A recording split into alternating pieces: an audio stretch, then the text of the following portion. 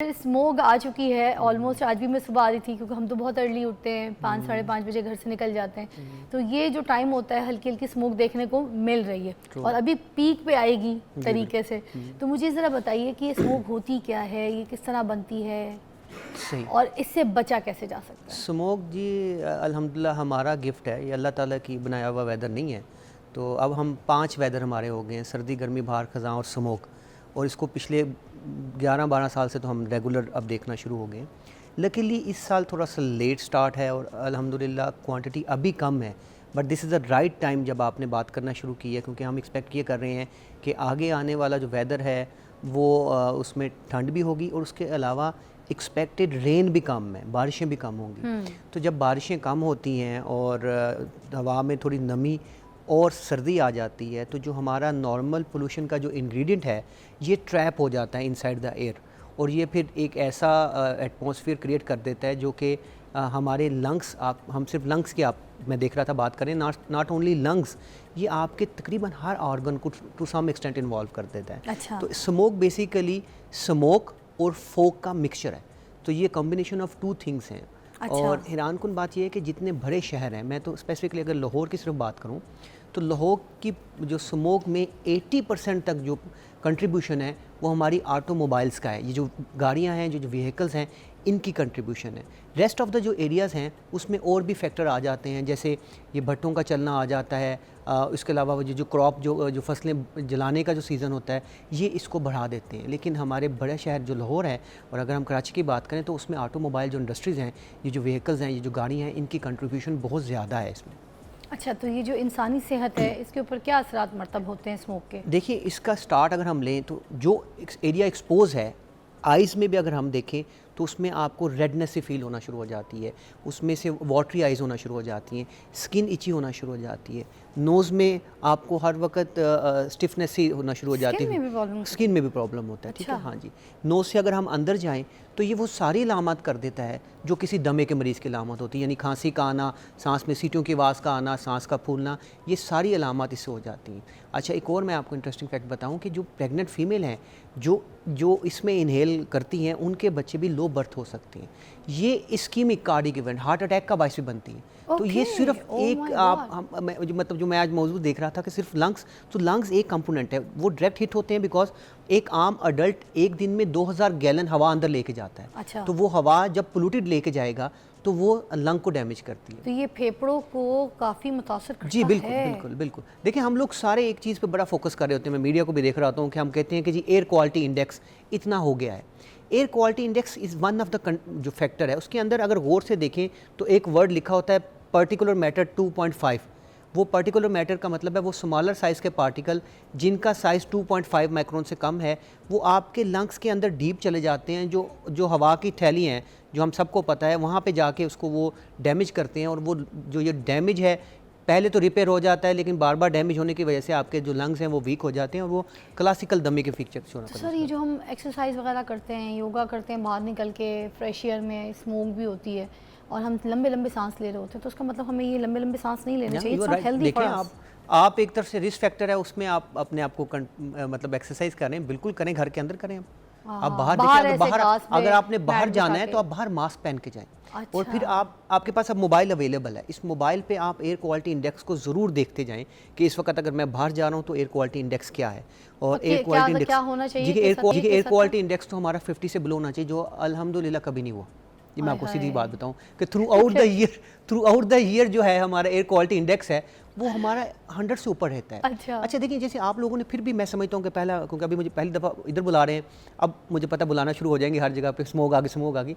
हम लोग स्टार्ट इस वक्त करते हैं जब स्मोक इतनी ज़्यादा हो जाती है कि ये विजिबल हो जाती है, तो इसकी अवेयरनेस पहले अभी is the right time. This is the right time, but don't forget कि ये invisible killer through out the year present है, ये ना भूलें। मतलब आप लोग ये समझते हैं, जो मैंने अक्सर अंदाज़ा लगाया कि जी अब आ गई हैं, मतलब बारिशें शुरू हो गई हैं तो स्मोक ठीक है। इतनी हैवी रेन के बावजूद लाहौर का पूरा डाटा उठा के देखें, किसी दिन भी एयर क्वालिटी इंडेक्स 50 से नीचे नहीं था। हाँ, 100 से नीचे रहा, बट 50 से नीचे नहीं आया। 50 से नीचे जो है वो रीज़नेबल है, अगर 100 तक है वो एक्सेप्टेबल है। 150 का से ऊपर का मतलब है कि आपका जो भी सेंसिटिव शख्स है उसमें अस्थमा की अलामत हो सकती है, और इस वक्त भी अगर लाहौर का देखें तो 173 है।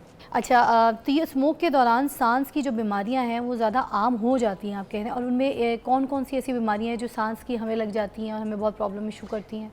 देखिए स्मोक में जो रेस्पिरेटरी डिजीज़ हैं सबसे कॉमन तो हमारा दमा है जिसको हम एस्थमा उर्फे में कहते हैं, और फिर एक है COPD, वो दमा जो स्मोकर्स में होता है।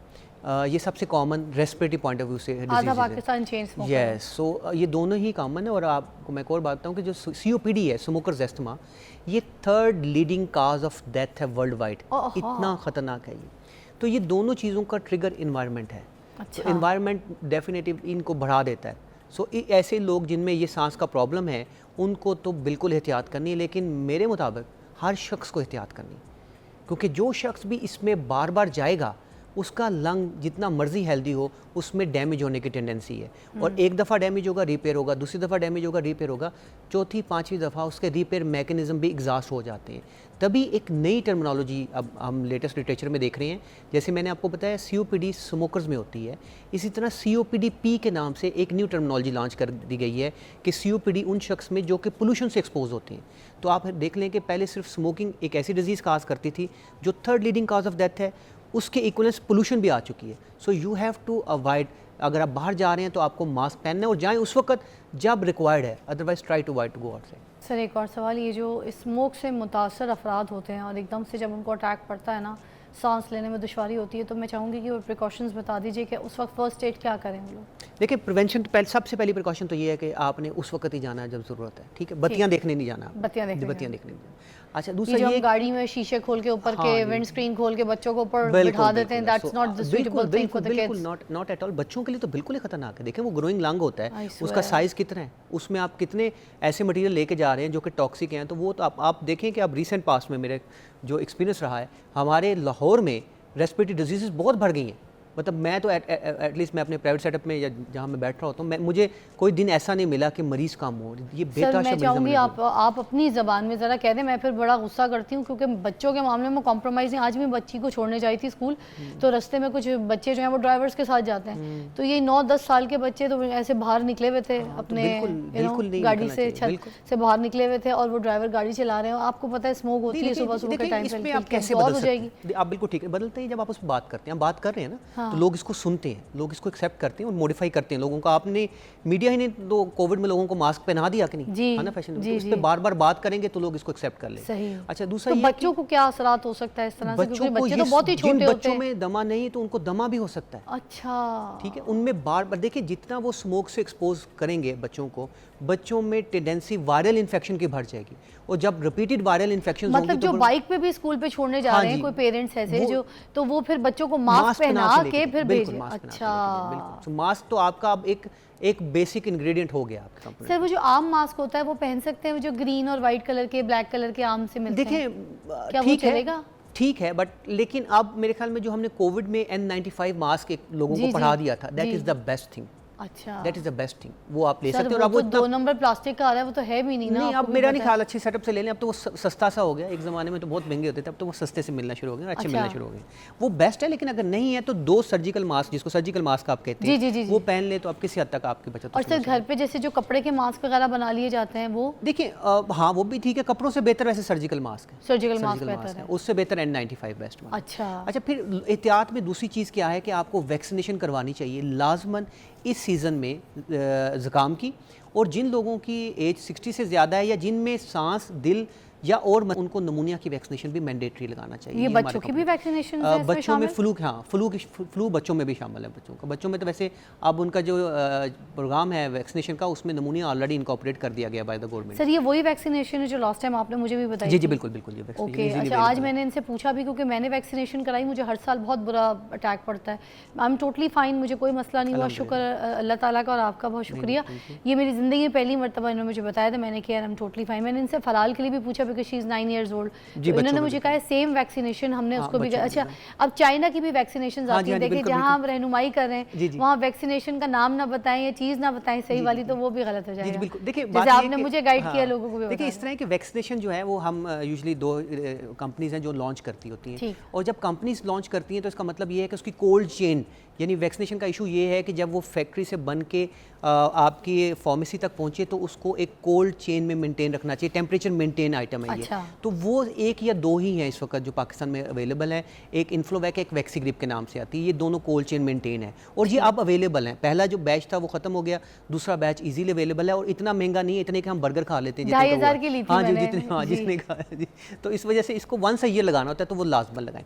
ठीक अच्छा, है। फिर एक और बात मैं प्रिवेंशन के लिहाज से बात तो कर रहा आप था। बताए थे कि चाइना की नहीं लगानी, कौन सी वो साइनोवैक की आई हुई है, एक वैक्सीनेशन अभी एक आई हुई है, वो तो उसको, लगानी है, हाँ ठीक वो आपको ज़रूरत नहीं है अभी लगाने, क्योंकि इन्फोवैक और वैक्सीग्रिप अवेलेबल है, तो वही आप लोग लगवा लें। ठीक है, ठीक और वो डॉक्टर यूजुअली ऑलरेडी लिख यही रहा होता है।